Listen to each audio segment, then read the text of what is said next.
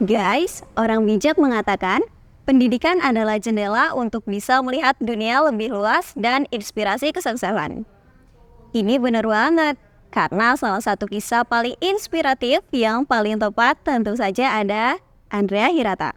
Sosok anak muda miskin dari Belitung yang kemudian bisa meraih mimpi sekolah sampai ke Sorbonne, Prancis.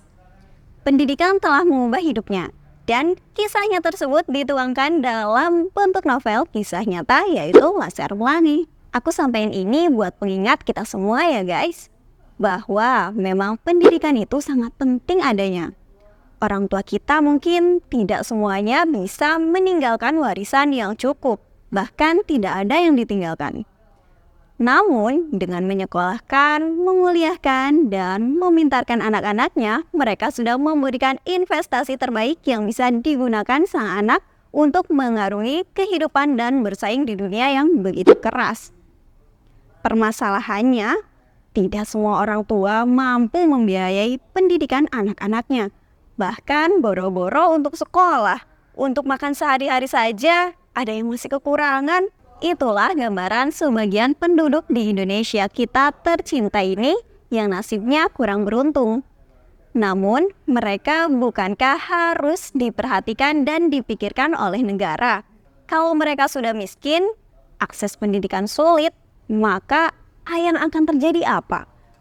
Miskin struktural yang tidak akan pernah selesai akan terjadi kepada mereka.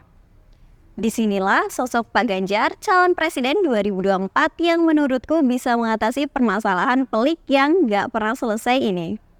Lalu apa programnya? Inilah Gen Z paham politik bareng aku Dea Selfie, hanya di kanal 2045 TV Jogja. Gen Z paham politik itu penting.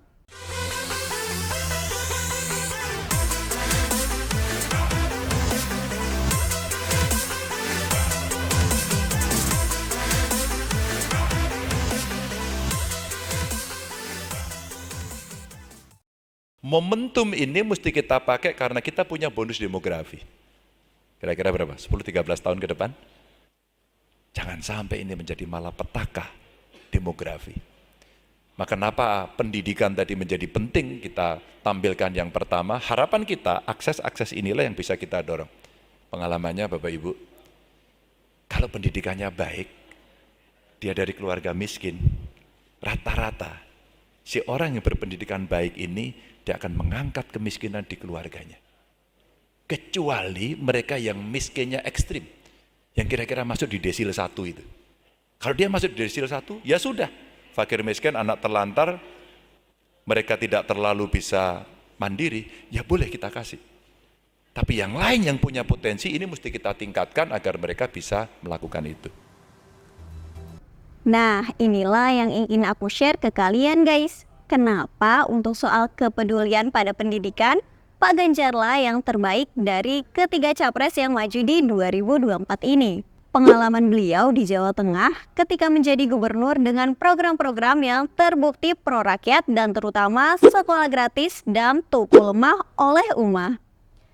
Kedua, beliau selalu turun ke bawah, mendengarkan apa yang menjadi keluhan masyarakat dan sekaligus cepat mengambil keputusan untuk mencari solusinya. Kita bisa lihat dari komitmen itu untuk tidak korupsi dengan slogan "Boten korupsi, boten ngapusi" selama di Jawa Tengah benar-benar beliau laksanakan. Maka ketika beliau maju sebagai capres, beliau menawarkan dan menjanjikan program sekolah gratis, internet gratis untuk pelajar, dan pastinya yang ini penting banget, satu keluarga miskin, satu sarjana. Inilah solusi yang akan dikerjakan jika nanti terpilih sebagai presiden di pemilu 2024 ini. Tentunya niat baik ini harus kita dukung ya guys. Sebab ini bukan tanpa alasan ya. Ingat, tidak sedikit saat musim kampanye kayak sekarang ini, banyak yang janjinya muluk-muluk sangat sulit dilakukan. Tetapi tetap saja dijanjikan demi meraih kemenangan. Bahkan ibarat kata nih guys, kalau bisa menjanjikan surga pun akan diberikan. Waduh. Inilah yang membedakan Pak Ganjar dengan capres yang lain. Kenapa? Karena beliau satu-satunya capres yang sudah berpengalaman dan berhasil dengan program-program yang di bidang pendidikan. dengan inisiasi berdirinya sekolah gratis, yaitu SMK gratis, ketika beliau menjabat sebagai gubernur di Jawa Tengah. Tak terhitung jumlah lulusan yang mayoritas berasal dari keluarga masyarakat miskin bisa terentaskan dari jerat kemiskinan itu, dan bisa memutus rantai kemiskinan struktural yang selama ini sulit diatasi. Sebab memang hanya dengan pendidikanlah kemiskinan akan bisa diatasi. Pemberian bantuan sosial sifatnya sementara, karena tidak mungkin kalau selama hidup harus dibantu negara.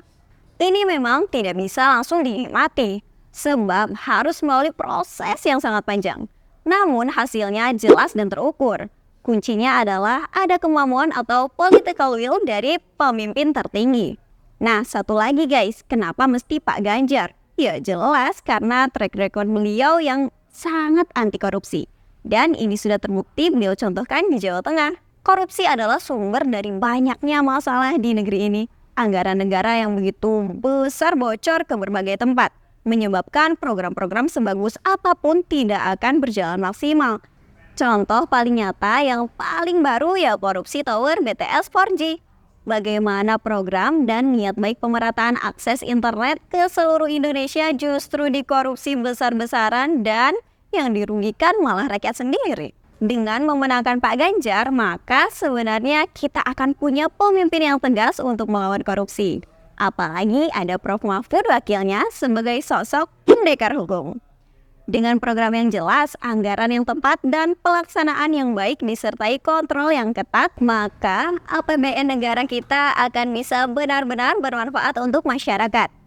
Jadi, pendidikan gratis, internet gratis, dan satu keluarga miskin, satu sarjana adalah hal yang sangat mungkin dilaksanakan oleh Pak Ganjar dan Pak Mahfud ketika terpilih nanti.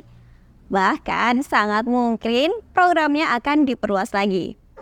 Pendidikan adalah kunci kemajuan bagi bangsa. Dengan pendidikan pula kita akan bisa melihat dunia.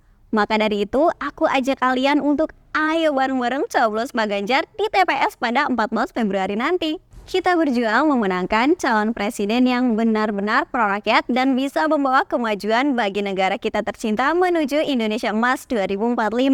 Sampai jumpa kembali dan salam dari Gen Z.